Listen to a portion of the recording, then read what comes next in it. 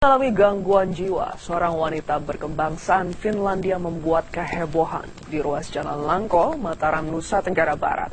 Wanita ini berpakaian tidak senonoh di jalanan.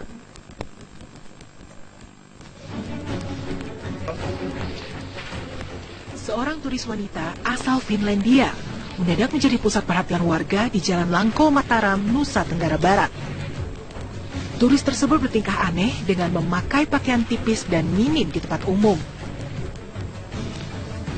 Sejumlah warga kemudian mencoba berkomunikasi dengan wanita tersebut.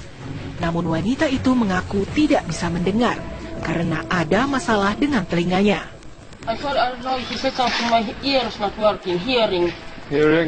I cannot hear anything.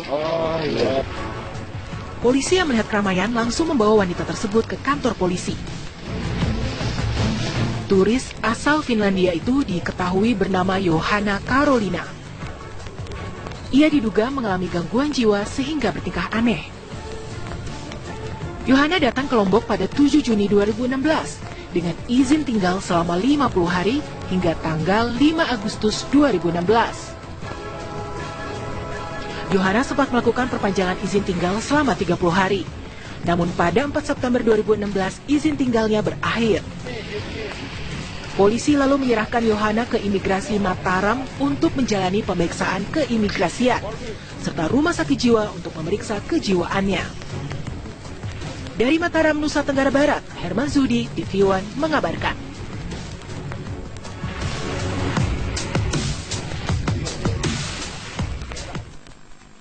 Lima siswa SMP di Ponorogo, Jawa Timur ditangkap polisi karena kedapatan berpesta miras. Sementara di Tulungagung, Jawa Timur, 9 pelajar yang terdiri dari siswa dan siswi berpesta miras saat jam pelajaran berlangsung.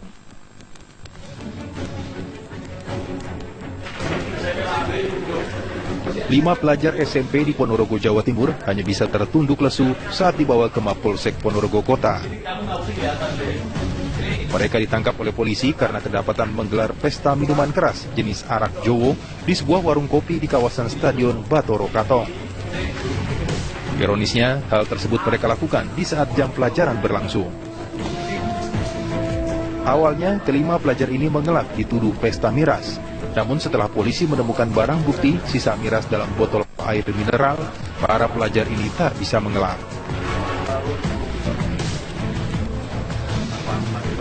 Pelakunya masih anak-anak, ya otomatis nanti kita lakukan pembinaan dan orang tuanya kita panggil nanti. Kita panggil dari pengertian perbuatan daripada miras ini memang akan berdampak kemana-mana. Bisa ke kriminal, bisa ke perkosaan, bisa macam-macam dampak daripada minuman keras.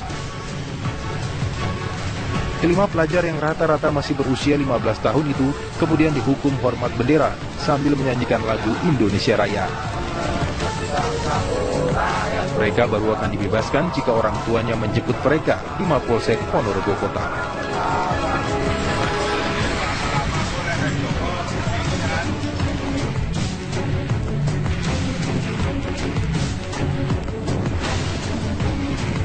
Di Tulungagung, Jawa Timur, 9 pelajar yang terdiri dari siswa dan siswi terjaring razia Satpol PP Kabupaten Tulungagung, Jawa Timur di sebuah warung kopi di wilayah Kalingrowo.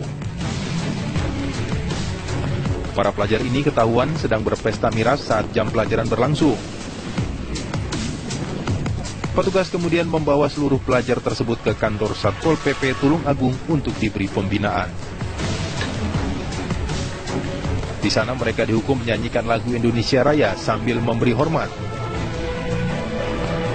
Razia terhadap pelajar itu dilakukan setelah Satpol PP mendapat laporan warga tentang adanya sejumlah siswa yang kerap bolos saat jam pelajaran berlangsung. Dari Ponorogo dan Tulungagung, Jawa Timur, Aris Sutikno, TV One mengabarkan. Ya pemirsa, hingga kini sebanyak 230 pengikut Dimas Kanjeng masih bertahan di tenda-tenda padepokan di Probolinggo, Jawa Timur. Namun para pengikut Dimas Kanjeng cenderung memilih menutup diri.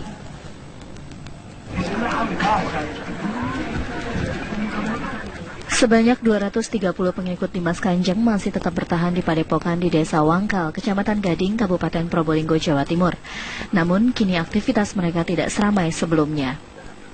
Setelah keberadaan mereka terus disorot, kini para pengikut Dimas Kanjeng cenderung memilih menutup diri.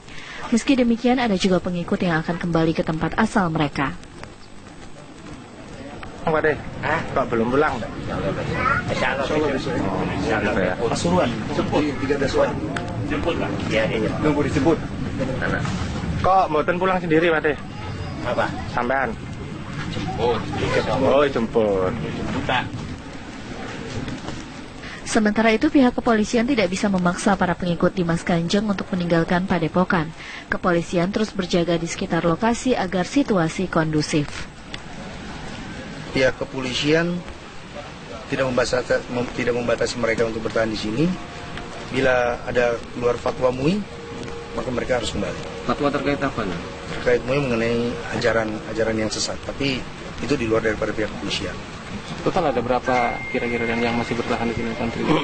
Yang bertahan di sini kalau dihitung ya hampir lebih kurang 200 sampai dengan 300 orang.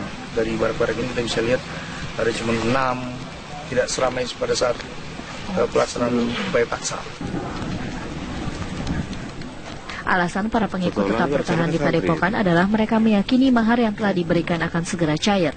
Aparat setempat pun terus berupaya melakukan pendekatan kepada para pengikut agar mereka kembali ke asal mereka dan tidak mengikuti ajaran Dimas Kanjeng. Dari Probolinggo, Jawa Timur, Muhammad Syahwan, TV One mengabarkan.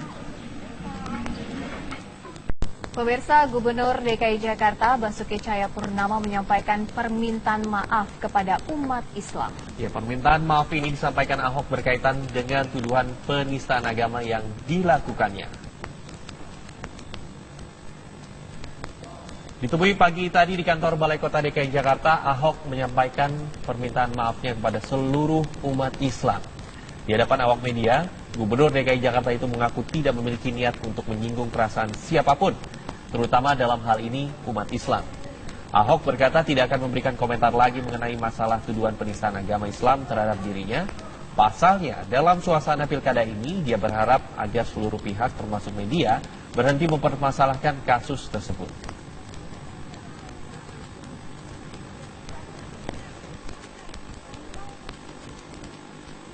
Saya sampaikan kepada semua umat Islam ataupun orang yang merasa tersinggung, saya sampaikan mohon maaf.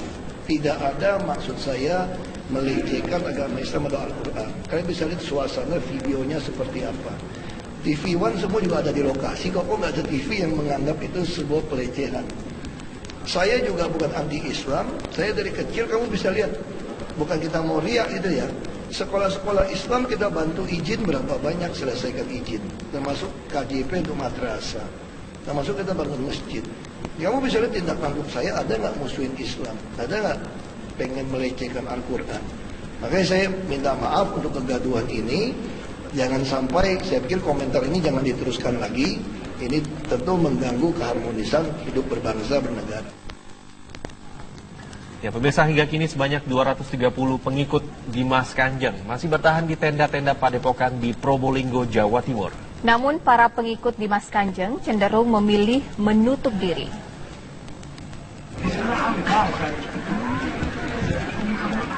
Sebanyak 230 pengikut Dimas Kanjeng masih tetap bertahan di Padepokan di Desa Wangkal, Kecamatan Gading, Kabupaten Probolinggo, Jawa Timur. Namun, kini aktivitas mereka tidak seramai sebelumnya. Setelah keberadaan mereka terus disorot, kini para pengikut Dimas Kanjeng cenderung memilih menutup diri. Meski demikian, ada juga pengikut yang akan kembali ke tempat asal mereka. Pak deh, Pak belum pulang. Pasuruan, jemput 13 jemput Pak. Iya. Nunggu dijemput. Kok mboten pulang sendiri Pak deh? Apa? Sampean. Jemput. Oh, jemput. Jemputan. Sementara itu, pihak kepolisian tidak bisa memaksa para pengikut Dimas Kanjeng untuk meninggalkan Padepokan. Kepolisian terus berjaga di sekitar lokasi agar situasi kondusif. Pihak kepolisian tidak membatasi mereka untuk bertahan di sini. Bila ada keluar fatwa MUI, maka mereka harus kembali. Fatwa terkait apa nih? Terkait mengenai ajaran yang sesat, tapi itu di luar daripada pihak kepolisian. Total ada berapa kira-kira yang masih bertahan di sini santri?